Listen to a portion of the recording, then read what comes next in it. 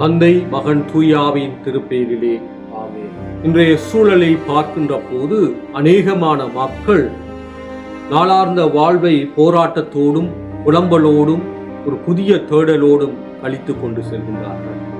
இந்த சூழலில் சிலுவையை பற்றிய போதனை என்ன என நாம் சிந்திக்கின்ற போது, பொதுவாக பாரம்பரிய முறைப்படி சிலுவை பாவ கழுவாய்க்கான ஒரு தளமாக புரிந்து கொள்ளப்படுகின்றது. ஆயினும் ஆண்டவர் இயேசு கிறிஸ்து சிலுவையை எவ்வாறு புரிந்து கொண்டார் என லூக்கா 9ஆம் அதிகாரம் 23ஆம் வசனத்தில் காண்கின்றோம். என்னை பின்பற்ற விரும்பும் எவரும் தன்னலம் துறந்து தன் சிலுவையை நாள்தோறும் தூக்கிக் கொண்டு என்னை பின்பற்றட்டும்.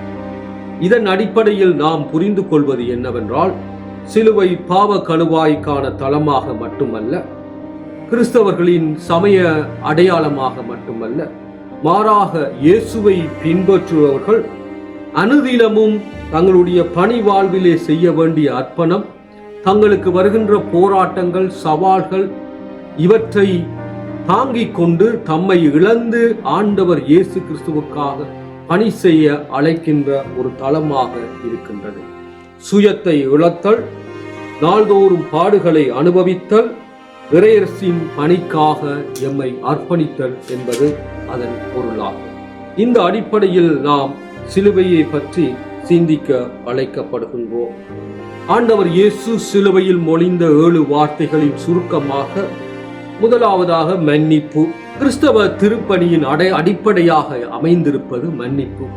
மன்னிக்கவே முடியாது என்னும் ஒருவரை நாம் மன்னிக்கின்ற போது இந்த சிலுவை மொழி உயிர்ப்பிக்கப்படுகின்றது.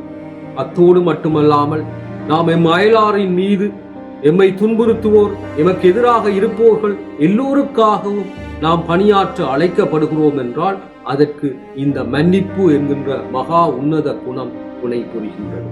இரண்டாவதாக தன்னிலை உணர்தல். இன்று பல கிறிஸ்தவர்கள் ஒரு மாய வாழ்வுக்குள்ளே வாழ்கின்றார்கள். தான் யார், தனது வாழ்க்கை எப்படிப்பட்டது என்று கூட தெரியாமல் வாழ்ந்து கொண்டிருக்கிறார். ஆனால் சிலுவையில் இருந்த 2 கள்வர்களில் ஒருவன் தன்னிலை உணர்ந்தான், இரட்சிப்புக்கான வழியை கண்டறிந்தான். மூன்றாவதாக, சிலுவை திருப்பணிக்கான இலக்கை எமக்கு இலகுவாக அடையாளப்படுத்துகின்றது. திருப்பணி என்பது பெரிய கட்டடங்களை கட்டி அதை அலங்கரித்து அழகு பார்ப்பது அல்ல. தாங்கள் கைவிடப்பட்டிருக்கின்றோம், தங்கள் நடுத்தருவிலே நிற்கின்றோம், எங்களுக்கு உறவுகள் இல்லையே, உதவ யாரும் இல்லையே என்று வேதனையோடும் புலம்பலோடும் இருக்கின்ற மக்களை இனம் கண்டு அவர்களுக்கு துணையாயிருத்தல், அவர்களுக்கு உறவாகுதல், இதன் மூலம் புதிய மாண்ட சமூகத்தை நாம் கட்டியெழுப்ப அழைக்கப்படுகின்றோம். நான்காவதாக, வலியை உணர்தல். கடவுள் மனிதரானார் என்பதன் பொருள் என்னவென்றால், அவர் அந்த கடவுளுக்குரிய உன்னத நிலையிலே அவர் மகிழ்ச்சியாயிராமல் மனித தன்மையை பெற்று அவர் மனிதருடைய துன்பத்திலே பங்கு பெற்றினார். சிலுவை வழியாக பாடுகின்ற மக்களின் பங்காளியானார், அவர்களின் பிரதிநிதியானார் என்பதை நாம் காண்கிறோம். ஆகவே திருச்சபை தனது திருப்பணிகளுக்கு ஊடாக மக்களுடைய வலிகளையும் வேதனைகளையும் புரிந்து கொள்ள, உணர்ந்து கொள்ள, அதை அனுபவிக்க சிலுவை இன்று எம்மை அழைக்கின்றது. ஐந்தாக, திருப்பணியில் எம்மை தாகமுள்ளவர்களாய் இருக்கும்படியான ஒரு அழைப்பை நாம் பெற்றுக்கொண்ட திருப்பணி அது சிறிதாயினும் பெரிதாயினும் அதை நிறைவேற்றி முடிப்பதில் நாம் தாகமுள்ளவர்களாய் இருக்க அழைக்கப்படுகிறோம். இறையரசின் விழுமியங்கள், இறையரசின் கட்டமைப்புகள் எமது மண்ணிலே ஸ்தாபிக்கப்பட வேண்டும், அது எமது மண்ணிலே நிலைநிறுத்தப்படும். அதில் நாம் எத்தனை பேர் தாகத்தோடு ஏக்கத்தோடு அந்த பணிகளை செய்கின்றோம்? நாம் எமது திருப்பணியில் தாகத்தோடு பணியாற்றும்படியாக அழைக்க. ஆறாவதாக, நிறைவை காணுங்கள். இன்று சில பணிகளை நாம் தொடங்கி ஒரு சில நாட்களிலே கைவிட்டு வருகிறோம். அநேகமான பணிகள் அங்கே அரை நிலையிலே விட்டுவிடப்படும். போட்டி, பொறாமை, பதவி ஆசை என்று பல்வேறு காரணங்களால் இன்று பல பணிகள் புலம்பிக் கொண்டோம். அவ்வாறு அல்ல. நாம் கடவுளிடத்திலே இருந்த பெற்றுக்கொண்ட திருப்பணியை நிறைவேற்றி அதிலே நிறைவை காண அழைக்கப்படுகிறோம். இது சிலுவை எங்களுக்கு ஞாபகப்படுத்துகின்றது. நாம் பெற்றுக்கொண்ட பணிகளை செய்வதில், திருச்சபை திருப்பணி ஆற்றுவதில் நிறைவை காண அழைக்கப்படுகின்றது. அநேகமான பணியாளர்கள் ஓய்வு பெற்ற பின்புதான் அதை செய்திருக்கலாம், இப்படி செய்திருக்கலாம் என்று எல்லாம் சொல்லுகின்றனர். அவ்வாறு அல்ல. நாம் பணிக்களத்தில் அர்ப்பணித்து பணியாற்றி நிறைவை காண அழைக்கப்படுகிறோம். ஏழாவதாக, நன்றி உள்ளவர்களாய் நாம் வாழ அழைக்கப்படுகிறோம். இந்த உடல், இந்த வாழ்வு, இந்த நன்மைகள், வளங்கள் எல்லாம் எமக்கு கொடுத்தவர் எமது ஆண்டவர் இறைவன்.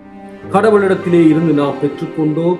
ஆகவே நாம் நிறைவை காணுகின்ற போது அதை ஆண்டவரிடத்திலே ஒப்பு கொடுத்து, ஆண்டவரே உமக்கே மகிமை உண்டாவதாக என்று நாம் எப்பொழுதும் எமது திருப்பணியில் கடவுளுக்கு நன்றி உள்ளவர்களாய் வாழ அழைக்கிறோம்.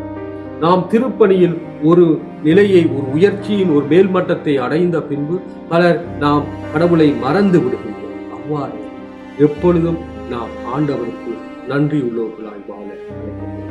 ஆகவே சிலுவை வெறுமனே பாவ கழுவாயின் ஒரு தலமாக மட்டுமல்ல, கிறிஸ்தவர்களின் அடையாளமாக மட்டுமல்ல, மாறாக ஆண்டவர் இயேசு கிறிஸ்துவை பின்பற்றி அனுதினமும் அவருடைய திருப்பணியை நாம் செய்வதில் எம்மை இழந்து பாடுகளை அனுபவித்து திருப்பணியை செய்ய வேண்டும் என்பதில் எங்களுக்கு அழைப்பை விடுகின்ற ஒரு தலமாக இருக்கின்றது. தந்தை, மகன், தூயாவியாகிய கடவுள் தாமே தூயாவியால் எங்களை ஆட்கொண்டு ஆண்டவருடைய திருப்பணியை நாம் செய்து முடிக்க எங்களை பலப்படுத்துவாராக. ஆமென்.